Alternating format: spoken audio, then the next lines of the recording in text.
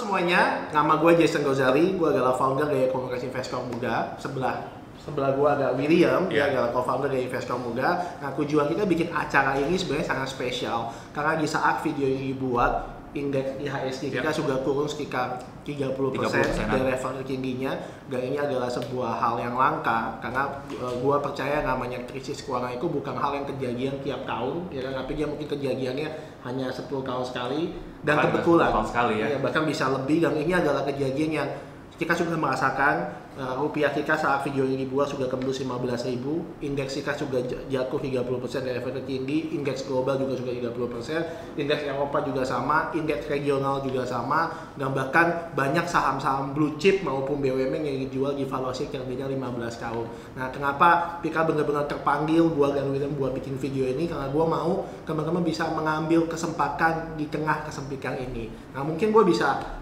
ngobrol sama lu, Will. Jadi bagaimana pandanganmu melihat crash kayak gini? Iya, kayaknya sih kalau lihat dari awal tahun kan udah kayak IHSG kayak digebukin ya. Iya. Jadi sentimen-sentimen dari luar, dari global pun, dari USI, Iran, setelah itu reksadana kita bermasalah, dan bahkan sampai sekarang ada yang virus pandemik yang mengglobal.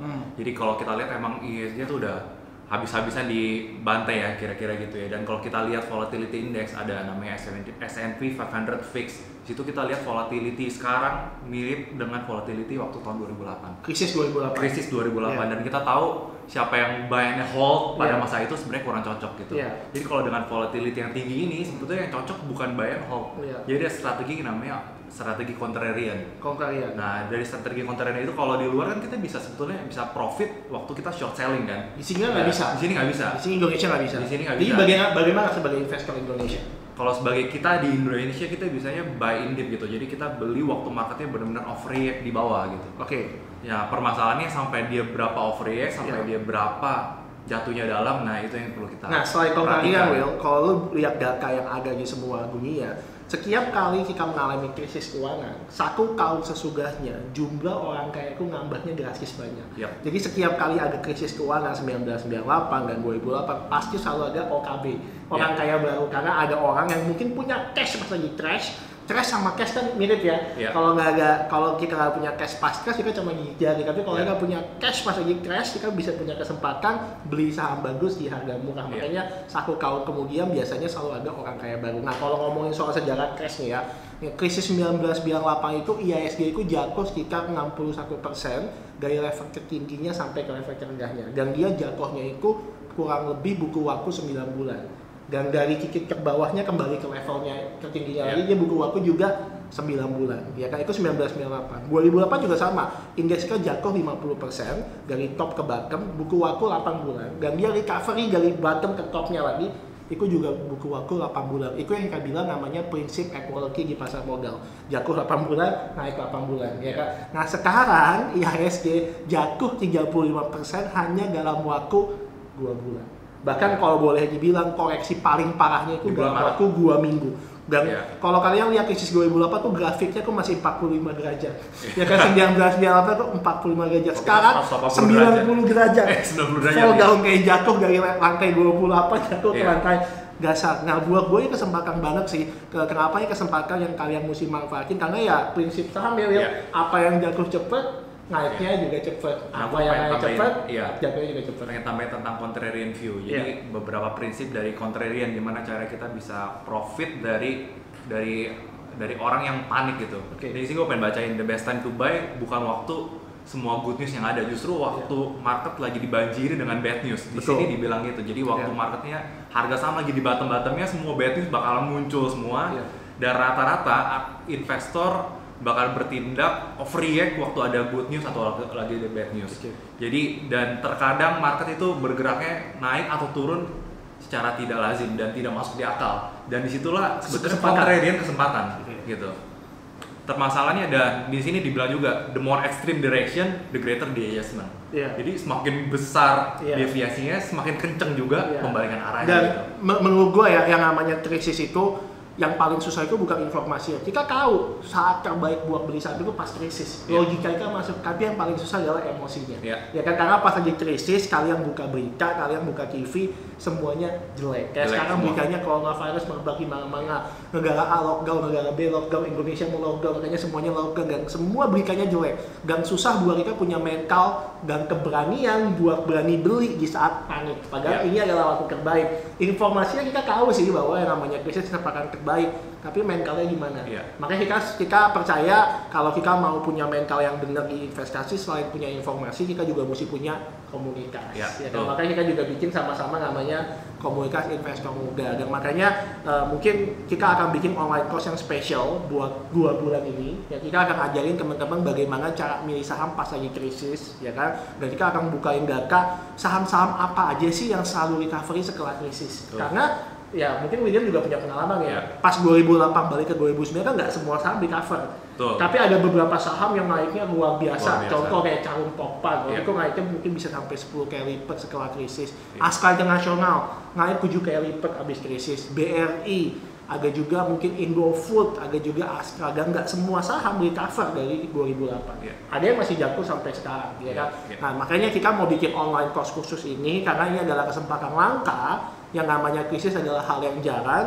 Kita akan ajarin teman-teman bagaimana caranya milih saham pas lagi krisis, bagaimana masuknya lewat analisa teknikal. Betul ya? Lu bakal ajarin apa Will di course ini? Lanjut.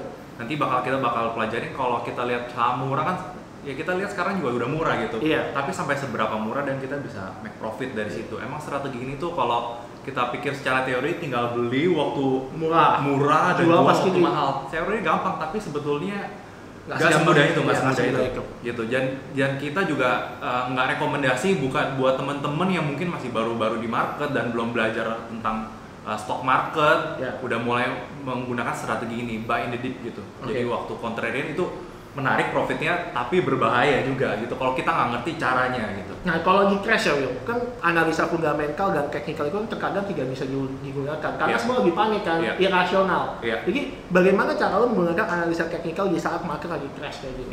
Nah contohnya ya, ini kemarin waktu tanggal 28 Februari gue ada case juga. Waktu itu kan lagi pertama kali corona tuh merebak di luar China, di US, kalau nggak salah di California Utara saya ada catat gitu. Dan di Indonesia pun udah mulai booming tuh, udah mulai tuh. Nah setelah itu Bank Mandiri turun 10% satu hari.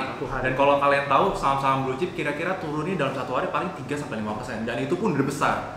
Setelah itu saya lihat nanti kan saya bakal kasih lihat juga trading history-nya dan chart dari Bank Mandiri ya, gitu. Dan Bank Mandiri turunnya lebay banget dan terlalu overreact gitu. Dan kalau kita lihat dengan pikiran kita kayaknya nggak masuk di akal. Bank Mandiri blue chip jatuhnya segitu banyak itu. Dan kalau lihat dari indikatornya nanti saya bakal tunjukin juga melalui indikator dari Bollinger dan RSI itu juga udah oversold. Jadi kalau kita kombinasi keduanya udah bener-bener nggak masuk di akal pergerakannya gitu. Jadi sebenarnya nggak masuk di akal. Kita mau pakai analisa fundamental dan teknikal pun harga sekarang sebenarnya harganya nggak masuk akal. Karena memang orang sudah paniknya, tapi di tengah kepanikan sebenarnya ada kesempatan. Yang kita butuh kan bukan teorinya tapi keberaniannya. Nah makanya kita mesti punya informasi yang cukup sehingga kita punya keberanian dan keyakinan buat beli saham bagus. Jadi ya kita akan bikin online course ini bersama-sama dengan gua, William, dan temen gua Pak Philip Mulyana. Karena Pak Philip Mulyana juga dia adalah seorang investor yang sudah ada dari tahun 2008 dan dia juga mungkin bisa ajarin kita bagaimana punya psikologi yang benar di saat krisis. Karena buat gua pas lagi crash itu bukan investor yang paling pintar yang akan menang, tapi investor yang paling kuat untuk teguh sama pendiriannya. Nah di online course ini kita akan adakan, teman-teman bisa klik link yang ada di sebelah kiri gua karena di online course ini harganya 258.000. Nah apa aja sih benefit yang teman-teman bisa dapat? Pertama ya kita bisa belajar secara mendalam saham apa aja yang akan recover tahun 2020, bagaimana cara milih saham ketika crash. William juga akan mengajarkan bagaimana cara bikin trading plan ketika lagi panik seperti ini, bagaimana cara menggunakan teknikal buat trading harian di saat volatilitas tinggi seperti ini. Dan teman-teman bisa akses webinar kita selama dalam sehari ada beberapa sesi yang kita bisa lakukan. Jadi teman-teman bisa pilih waktu yang sesuai sama teman-teman yang bisa lakukan. Bisa dari mana aja karena formatnya online. Ya kan. Jadi pertama bisa dapat bisa dibuka kapan aja, bisa belajar dari mana aja, dan yang paling penting informasi yang kita berikan itu bisa berubah menjadi sebuah keuntungan. Itu ya karena ya di tengah crash kalau kita punya informasi yang benar semuanya akan berubah menjadi sebuah profit. Oke, thank you teman-teman. See you. Jangan lupa klik link yang ada di bawah.